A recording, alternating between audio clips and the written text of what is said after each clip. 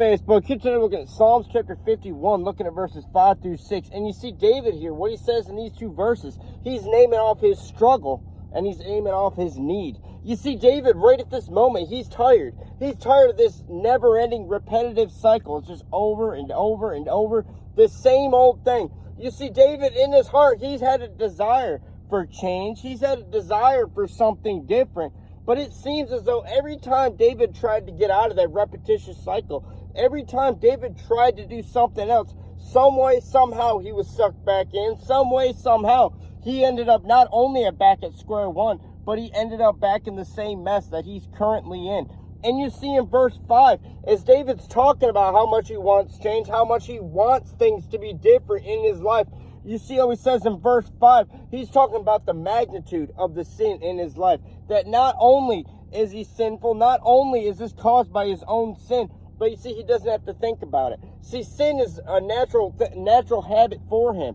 It's what he would naturally do. He doesn't have to think and do it. That he would do that on a dime, on a whim. And you see what he says in verse 6, he's saying what God's true desire is for not just his heart, for God's desire for the hearts of all his people. You see in verse 6 how he's saying that God desires not only for his people to have a sincere heart, but also for his people to desire to do what's truly right in God's eyes in each and every situation.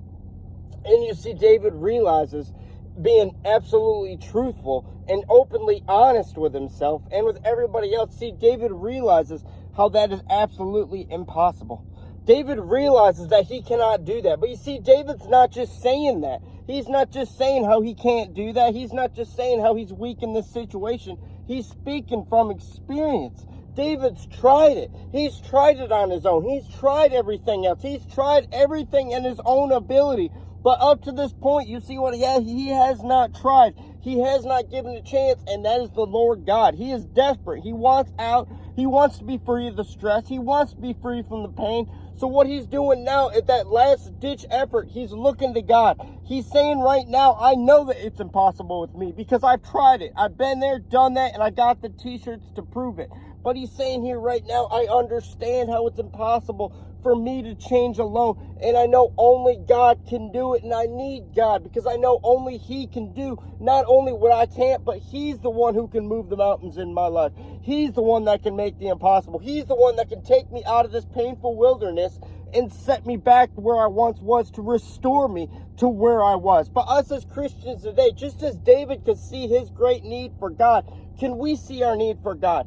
As we go throughout our day, whatever situations we're in, can we see our need for God?